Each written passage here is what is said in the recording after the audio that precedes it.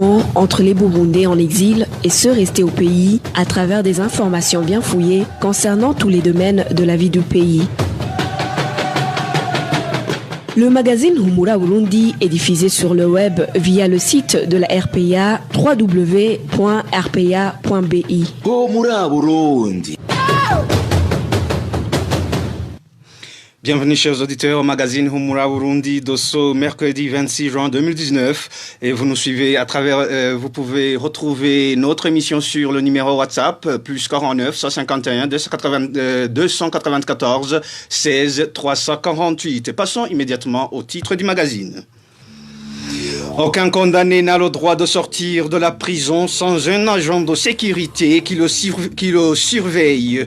Au cas contraire, le directeur de la maison carcérale en est le premier responsable, indiquent les hommes de la loi. Depuis 2015, les victimes de la torture ont sensiblement augmenté au Burundi, déplore Akat Burundi à l'occasion de la journée internationale pour le soutien aux victimes de la torture. Enfin, les représentants du camp de Mtendeli en République unie de Tanzanie appellent les réfugiés à effectuer des rondes nocturnes suite aux mouvements incontrôlés des personnes inconnues dans ce camp. Et c'est tout pour le sommaire. Le développement des titres, c'est dans quelques instants avec la présentation Jean-Denis Nadzwe à la cabine de son et Mesteve Niyungeku.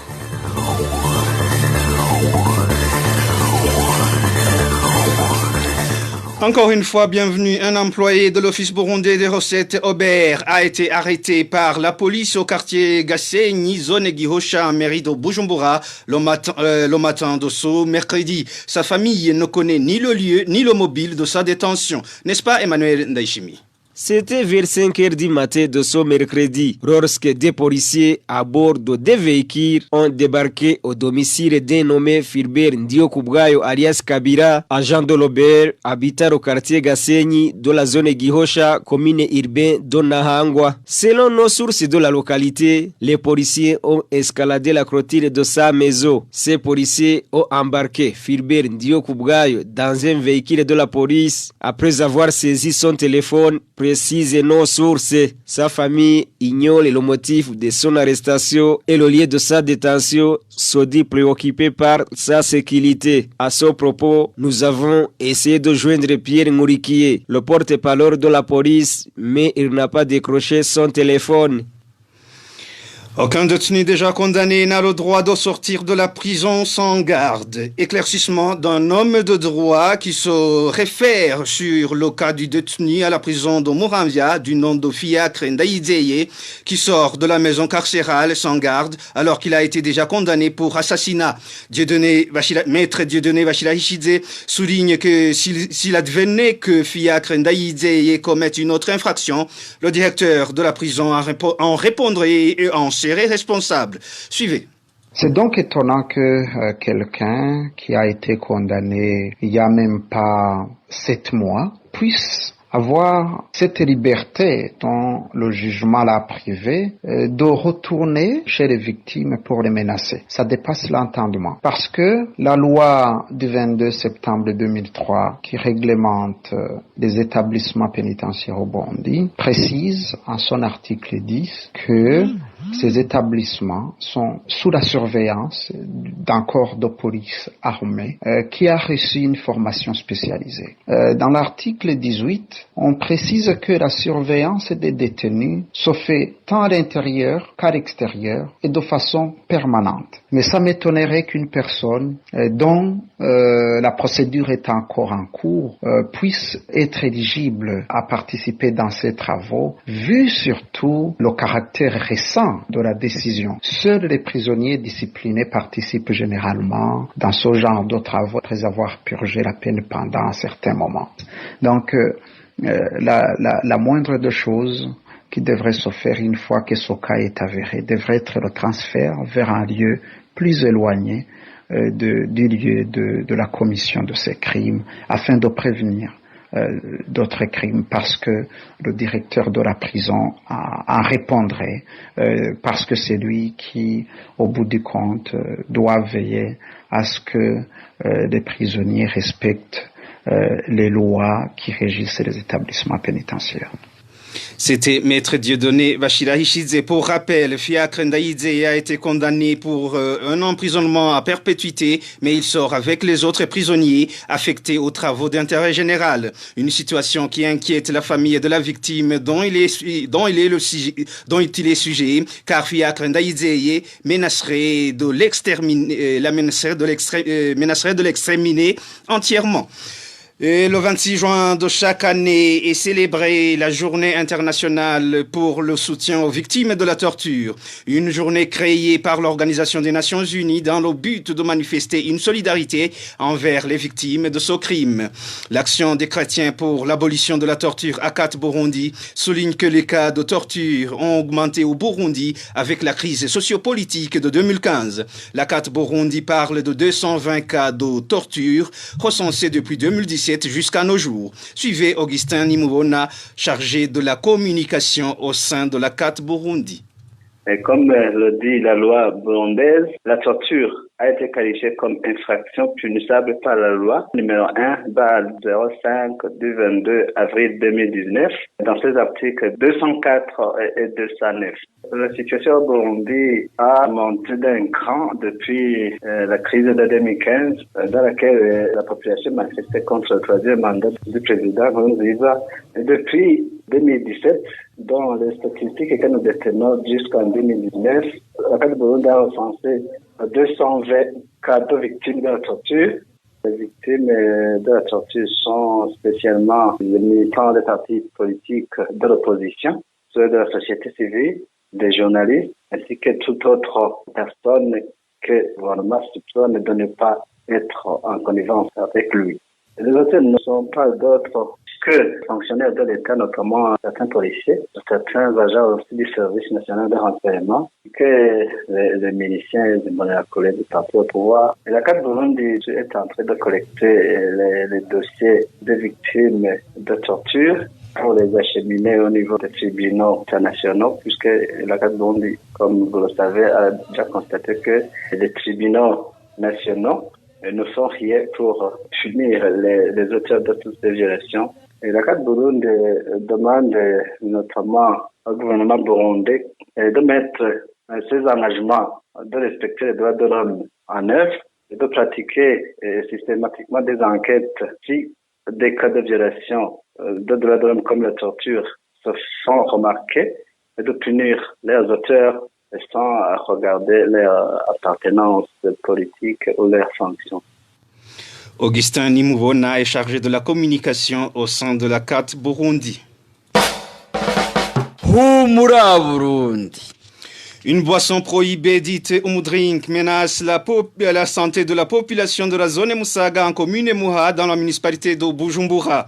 Les habitants de cette zone révèlent que celui qui fabrique et commercialise cette boisson alcoolisée verserait des pots de vin chez certains cadres du parti au pouvoir, le CNDD, FDD, ainsi qu'aux organes de sécurité. Selon cette population, le fabricant de cette boisson devrait être arrêté. Le point avec Emmanuel Niyungeku. La population de la zone Musaga se dit dépassée par la problématique d'une boisson prohibée dite Umudiringi, même si l'administration avait tenté de l'éradiquer. Nous avons un problème sérieux concernant une boisson prohibée auparavant. On l'appelait Umudiringi. On a changé le nom et s'appelle maintenant Inhoneseri. Nous avons alerté l'administration et elle est intervenue. Certains ont été arrêtés et emprisonnés. Cette population de la zone Musaga indique également que le fait d'emprisonner certains gens serait une stratégie du gouvernement afin de laisser le monopole à un seul citoyen qui fabrique cette boisson pour la vendre sans ne se soucier de rien. Ce dernier aurait des affinités avec certains ténors du parti au pouvoir, le CNDD-FDD. Il s'appelle Désiré et opère ici à la 8e avenue. Il a même acheté une parcelle réservée à cette activité. On voit le matin des vélos et des véhicules qui viennent travailler transporter cette boisson chez lui. Nous avons entendu qu'il est en étroite collaboration avec de hautes personnalités du gouvernement, de la police, ainsi que certains dirigeants du parti au niveau national. On dit également qu'il aurait contribué à hauteur de 20 millions de francs burundais aux élections, raison pour laquelle il est intouchable. Selon la même population, cette personne devrait être arrêtée compte tenu des méfaits causés par cette boisson.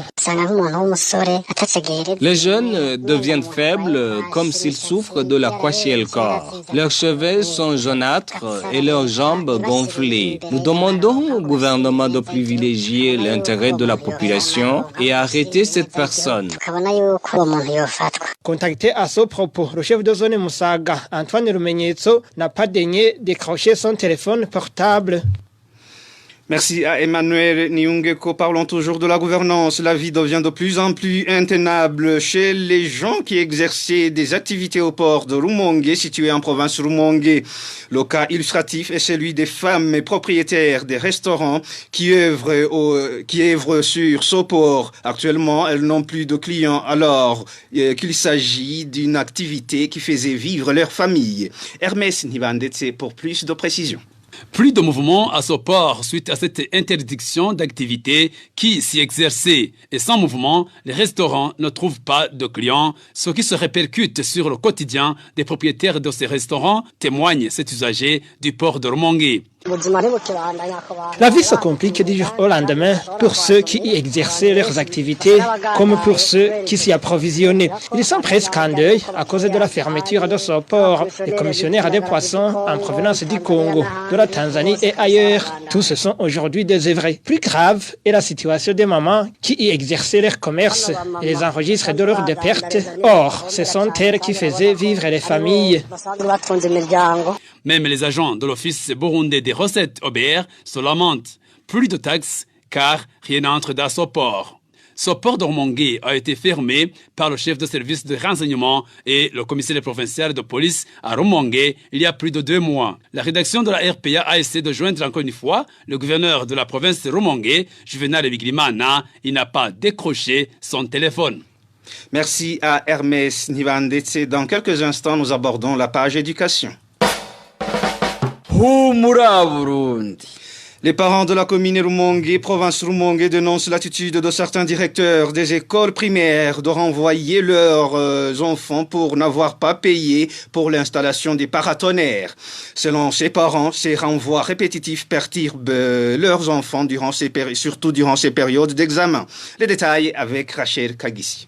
Depuis 2 semaines, les écoliers sont renvoyés chez eux à Rumongue, indiquent certains parents. Ces écoliers sont renvoyés parce qu'ils n'ont pas encore payé une somme de 1500 francs burundais chacun pour l'installation des paratonnerres. Nos sources en commune Rumongue révèlent qu'à présent, chaque directeur exécute cette mesure comme il veut. Certains disent que l'écolier qui n'a pas encore payé ses frais ne passera pas des examens, tandis que d'autres auraient autorisé la passation des examens avec la condition de payer pour obtenir ces résultats. Les parents estiment que leurs enfants sont perturbés pendant cette période des examens. Ce mercredi, signalent nos sources, les écoliers de 5 écoles fondamentales qui n'ont pas encore payé ont été renvoyés. Il s'agit des écoliers des écoles fondamentales de Gisagara, Karonda 1 et 2, Lusengo et Chabara 1 et 2. Les parents demandent au gouvernement de s'occuper de cette question d'installation des paratonnerres puisqu'ils font des contributions dans plusieurs domaines. Ils demandent aussi au directeur provincial de l'enseignement de prendre des mesures adéquates pour que leurs enfants ne soient pas perturbés. Contacté, le directeur provincial de l'enseignement à Rumongue, Adrien Sabushimike, admet qu'ils ont demandé des contributions pour des paratonnerres, mais qu'il avait interdit au directeur communal de l'enseignement de renvoyer les écoliers. Nous avons tenté de joindre le directeur communal de l'enseignement à Rumongue, Rémi Daïkengurukie, mais sans succès. Merci à Rachel Kagissi pour ce reportage. Enfin, les va-et-vient des personnes inconnues dans le camp de Mutenderi en Tanzanie inquiètent les réfugiés burundais. Dans une réunion organisée ce mardi, les représentants du camp de Mutenderi ont demandé aux réfugiés de faire des rondes nocturnes. Marie-Ange Ilakodze pour plus de détails. Les réfugiés burundais du camp de Mutenderi en Tanzanie indiquent que leur sécurité n'est pas assurée car ils s'observent des va-et-vient des gens non identifiés. Le problème qu'on a ici au camp de Mutenderi, c'est l'insécurité. Il y a des va-et-vient des inconnus qui circulent partout dans le camp et ne sont pas reconnus par l'OHCR. Ce sont des gens qui s'étaient rapatriés volontairement et qui sont revenus. Ils sont partout dans les différents villages du camp sans aucun document administratif. Mais l'administration ne réagit pas. Ce sont ces gens-là qui volent nos biens dans les maisons et nous font du mal. Ces réfugiés burundais indiquent que dans les différentes réunions tenues dernièrement dans différentes zones, les chargés de sécurité ont décidé que ces réfugiés doivent faire des rondes nocturnes pour la sécurité de leur camp. Depuis 5 mois, on ne fait plus de rondes nocturnes, mais ils nous ont dit qu'à partir d'aujourd'hui, le 26, on doit reprendre ces rondes. C'était dans différentes réunions qui ont été tenues par la police dans 10 zones du camp de Mutenderi. La police tanzanienne nous a indiqué que nous devrions garder notre propre sécurité. On se pose la question comment pouvons-nous faire des rondes nocturnes alors que nous ne savons pas à qui nous avons affaire. Nous n'avons aucune arme de nous défendre alors que ces gens avec qui on a affaire circulent avec des armes. Nous demandons au gouvernement tanzanien de nous donner une police capable d'assurer notre sécurité.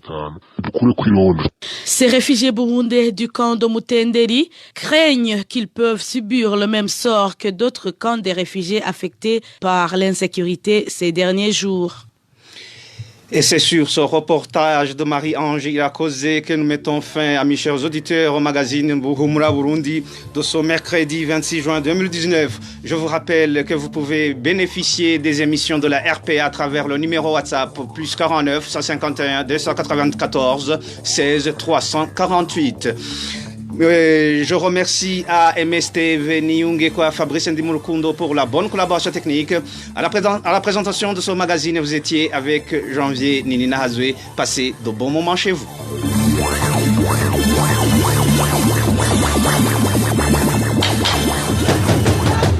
C'était le magazine Humura Burundi. Un magazine comprend pour relier les Burundais en exil et ceux toujours au pays à travers une information de qualité.